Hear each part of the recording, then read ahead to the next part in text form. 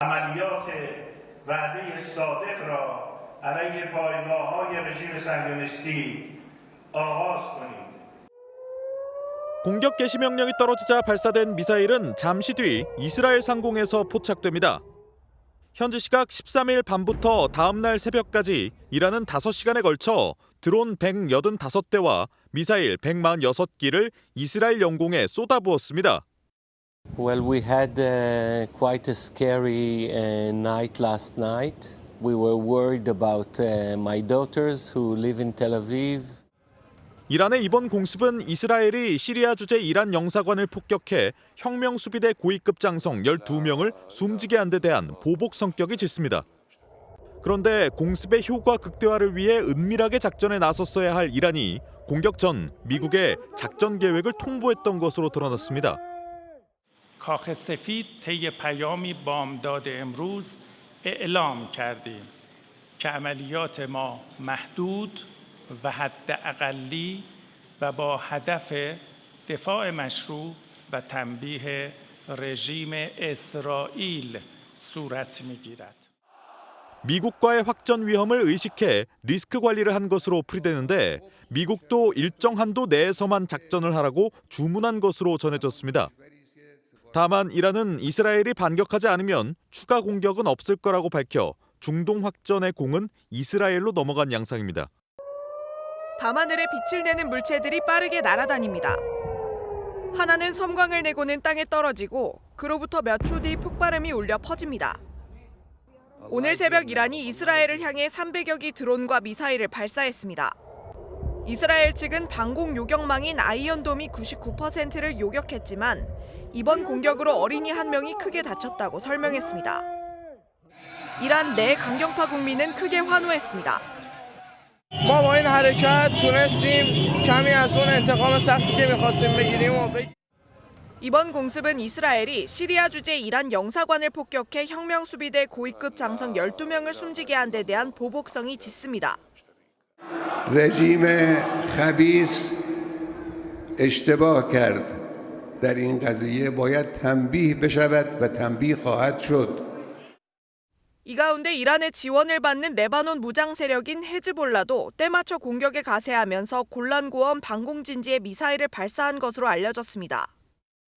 이란은 이번 공습에 대해 이스라엘이 재공격에 나설 경우 강력히 맞설 거라 선언해 전선 확대에 대한 위기감도 고조되고 있습니다. 결국 이란이 이스라엘을 공격했습니다. 두 나라가 워낙 앙숙 관계라 좀 불안해 보여요. 네, 사실은 1979년 이란의 이슬람 혁명 이후에는 두 나라 관계가 그럭저럭 유지돼 왔습니다. 예. 그런데 이란의 무장단체 지원과 핵 개발이 시작이 되자 이스라엘은 이를 위협으로 판단을 했습니다. A red line should be drawn right here. Before Iran completes the second stage of nuclear enrichment.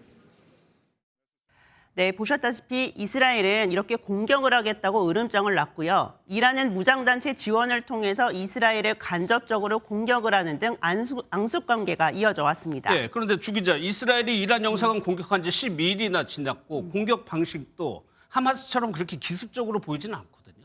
네, 먼저 좀 보시려면요. 그동안 그 직접적인 공격을 피해왔던 이란이 과감하게 이번만큼은 공격을 한 것과 관련해서 이스라엘 정보조직 출신의 전문가는 러시아를 지목을 했습니다. 우크라이나 전쟁으로 이란과 러시아가 밀착한 것에 주목을 한 겁니다. 또 이번 공격을 보복으로만 보기보다는 중동 아랍 국가 패권 장악을 위한 것이라고도 봤습니다. 실제 지도를 한번 보시면요. 이란과 이스라엘 사이에는 사우디아라비아 등이 끼어 있는데요. 드론처럼 속도가 느린 공격 수단은 상대방으로 하여금 감시와 대비를 할 시간을 주게 됩니다. We are closely monitoring Iranian killer drones that are en route to Israel sent by Iran. This is a severe and dangerous escalation. We are also prepared to respond. The Israel Defense Forces prepared for all scenarios, and we will take the necessary steps. 네, 보통 보복만이 목적이라면 이렇게 하지는 않을 겁니다.